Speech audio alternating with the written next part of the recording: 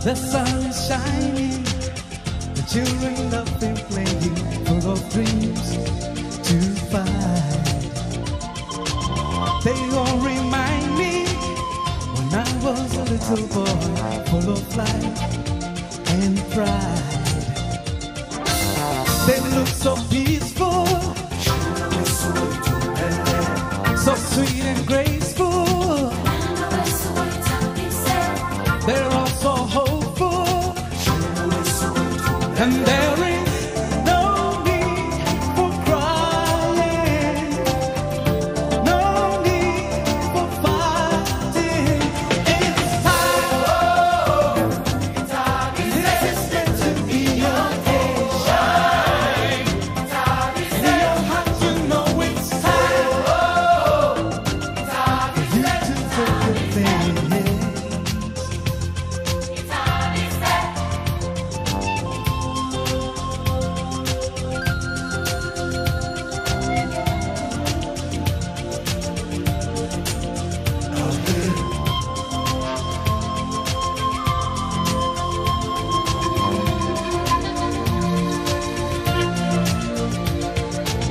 Sometimes I wonder why people always seem to turn around and lose their way.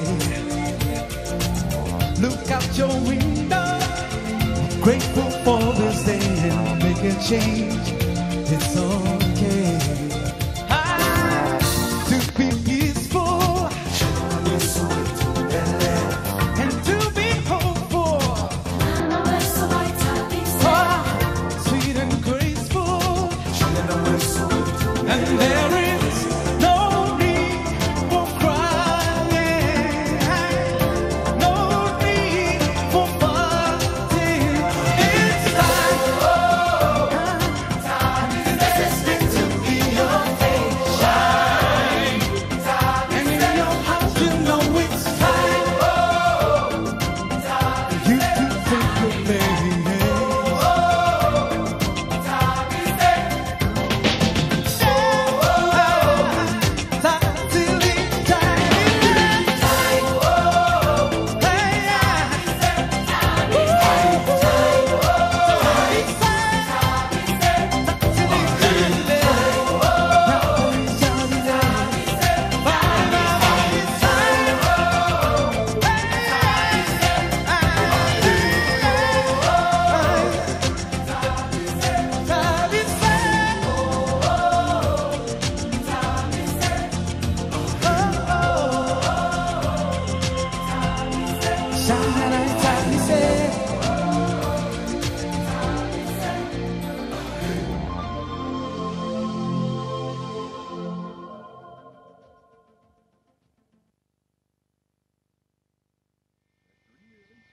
On nous avait prévenu, pour voir le Kilimandjaro, il faut se lever tôt le matin.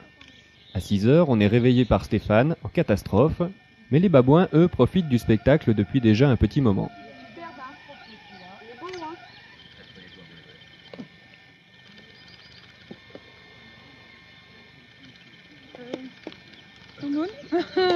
T'as une touche? Je sais pas si j'ai une touche, mais enfin. Faudrait pas qu'il m'arrive dans les bras quand même. En fait, ce n'est pas trop le lever de soleil sur le Kilimandjaro qui intéresse les babouins. Qui dit lever de soleil dit aussi lever de touristes, et par conséquent petit déjeuner. C'est donc tout naturellement que les babouins se dirigent d'un pas décidé vers le restaurant.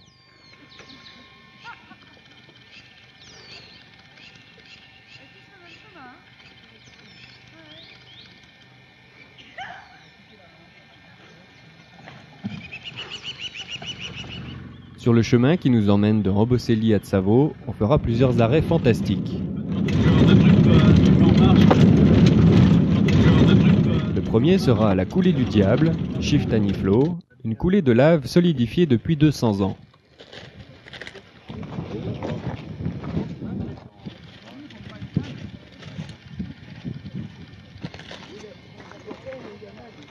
C'est quoi comme montagne alors? C'est les montagnes de Chulu. D'accord. Chulu. Un peu plus loin, les sources de Mzima Spring qui alimentent Mombasa en eau potable.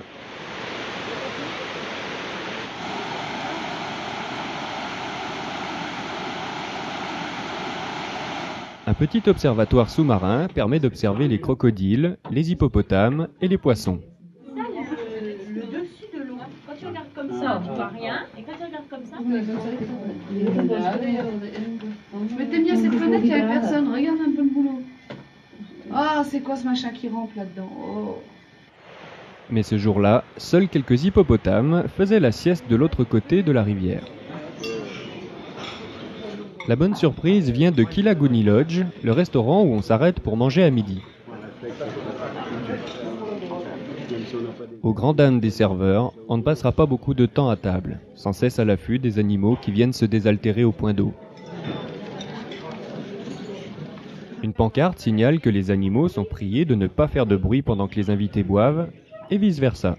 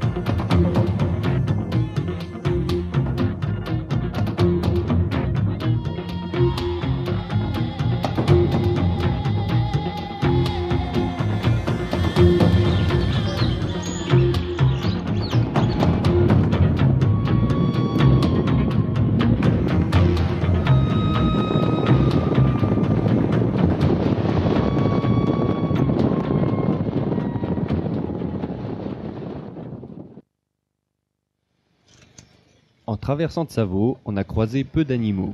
Le braconnage a en son temps détruit la faune et le repeuplement se fait lentement. À Voy, notre hôtel surplombe la brousse, à l'infini. Et en contrebas, un bunker permet d'observer les animaux de plus près.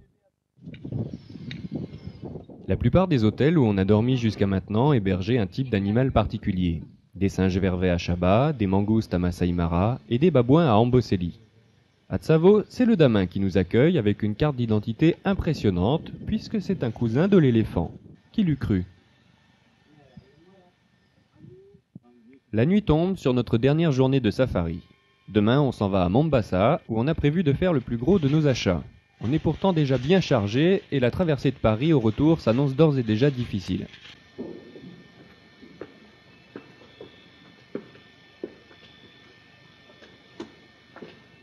Cette nuit-là, on est réveillé par un cri.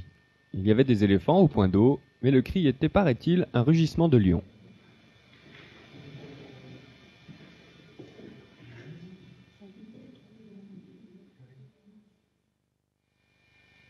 À 6 heures du matin, tout semble calme. Les éléphants sont paisiblement en train de boire. Mais très rapidement, tout s'agite. Une longue traînée noire s'avance d'on ne sait où, et en quelques minutes, plusieurs centaines de buffles envahissent les deux mares.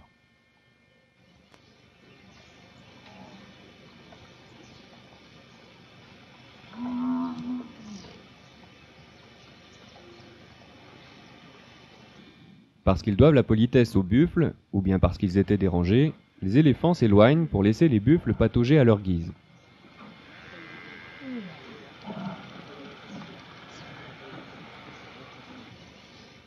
Et quand les buffles sont maîtres des lieux, personne n'a le droit d'approcher la mare, pas même un phacochère. Et quand bien même ce dernier s'approche d'un peu trop près, il se trouve toujours un buffle pour faire respecter l'ordre.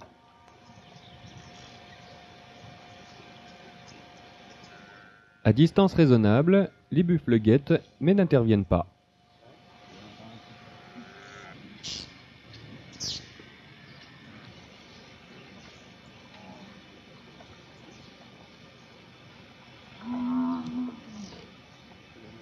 Obstiné, le phacochère essaye pendant plus d'une demi-heure. La mare étant presque vide, les buffles relâchent leur attention.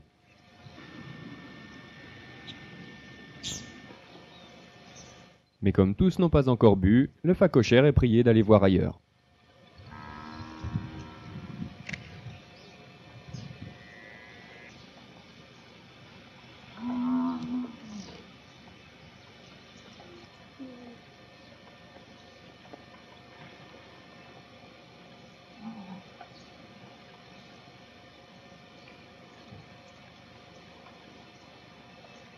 1h30 après leur arrivée, les premiers buffles appellent au rassemblement. Et petit à petit, le cortège se remet en route après avoir quasiment asséché les 2 mares.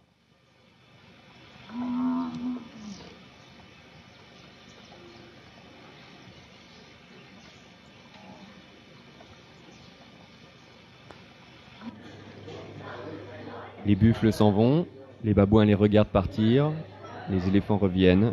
On quitte Tsavo, la brousse, la savane, les animaux. Nos safaris sont terminés.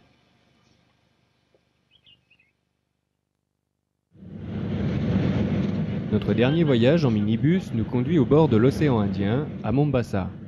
Au large de Mombasa, Zanzibar, et un peu plus loin, les Seychelles. En cours de route, on change une roue du minibus, pour la 2e fois depuis le début de nos safaris.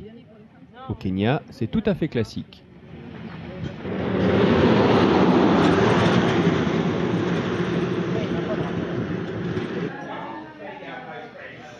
Et puis on s'arrête une nouvelle fois pour faire quelques courses.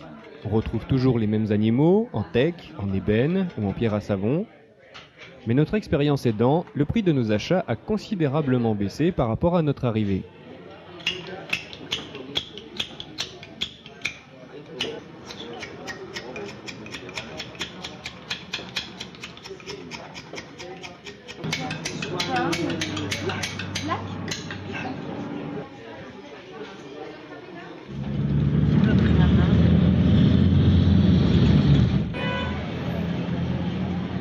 Notre hôtel se situe à environ 40 km au sud de Mombasa. Et Mombasa étant une île, il est généralement plus pratique de la traverser par le bac de Likoni.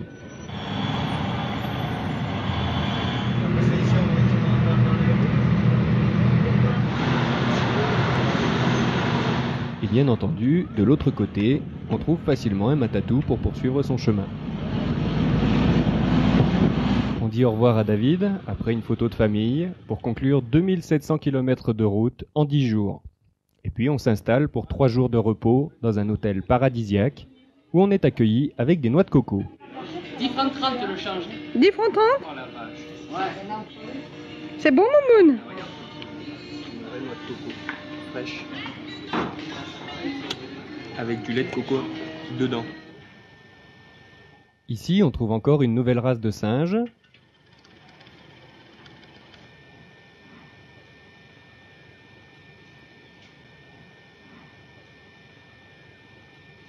Mais aussi énormément de chats, histoire de recommencer à nous habituer à la faune européenne.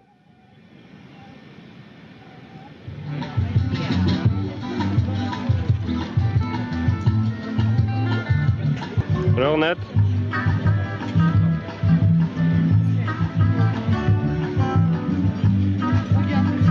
Regarde là le dessert. La soirée d'accueil sera mémorable pour ce qui est du buffet, et une nouvelle fois très rythmée.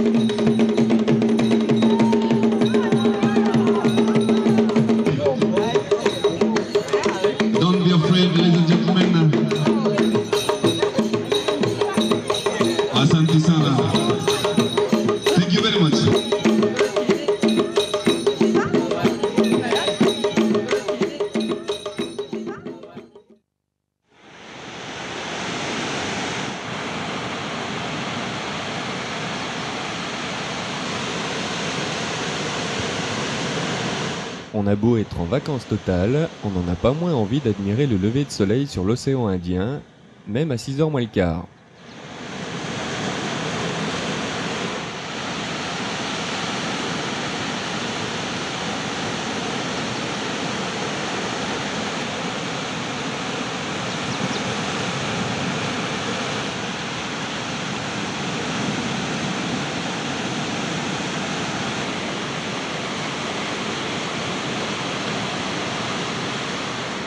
On passe nos journées entre la plage, une eau à 30 degrés, la piscine, encore plus chaude, un peu de sport, et évidemment quelques emplettes qu'on va faire en matatou à un petit supermarché proche de l'hôtel.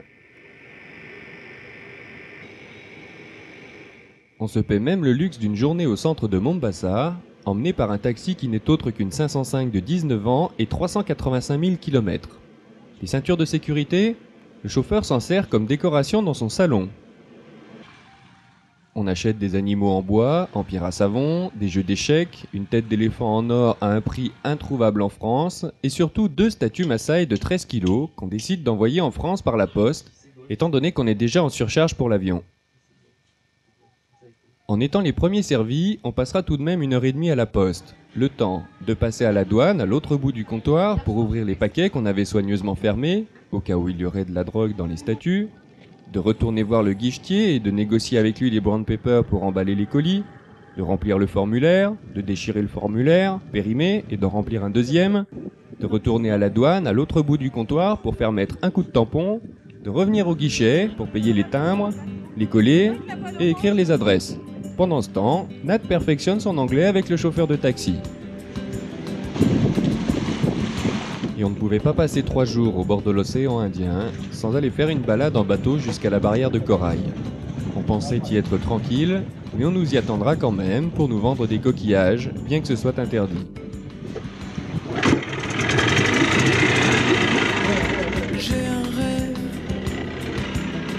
le rêve que j'ai, tout le monde le fait. Je rêve d'eau, mais d'océan à l'océan, au sud des vivres de pêche. Mais les rêves on les empêche. Jeter dans l'eau, jeter des filets dans l'eau. Un bateau, être heureux dessus, être heureux sur un bateau. Je rêve d'eau, mais d'océan à l'océan, pêcher des poissons dedans. Pêcher, pêcher, ici c'est faire des péchés, avoir le cœur empêché, faire mal, pêcher. C'est le top dans le ghetto, c'est extra. Alors Nat, c'était comment? Génial. Ils sont beaux ces petits poissons jaunes et noirs. Et jusqu'à la Murène, ça allait? Bah jusqu'à la Murène, après la Murène, c'était un peu plus fort. Dans la vie qui se dépêche, rêver d'être ailleurs qu'ici, être ailleurs, vivre simplement de pêche. Mais les rêves on les empêche.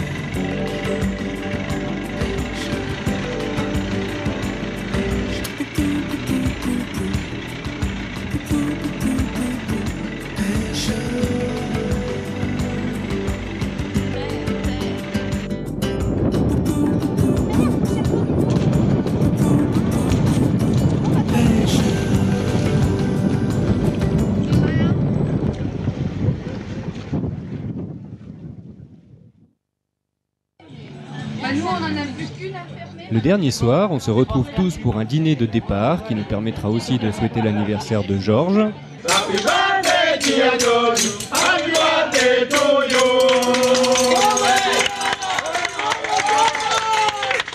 et de pousser la chansonnette.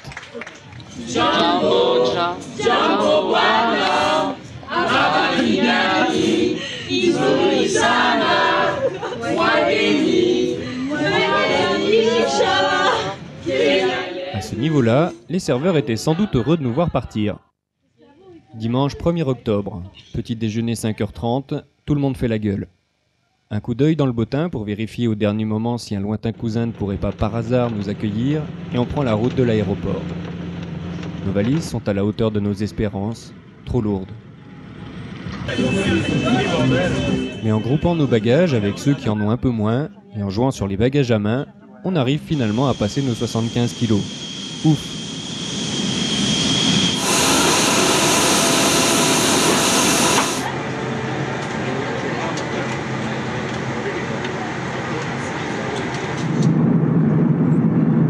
On survole cette fois l'Égypte, la Crète, Rome, les Alpes.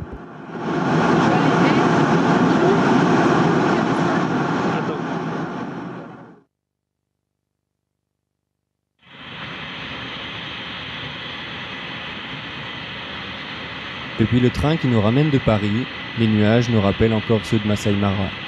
On est en France, mais notre tête est ailleurs, même si tous les souvenirs qu'on a rapportés sont là pour nous prouver qu'on n'a pas rêvé.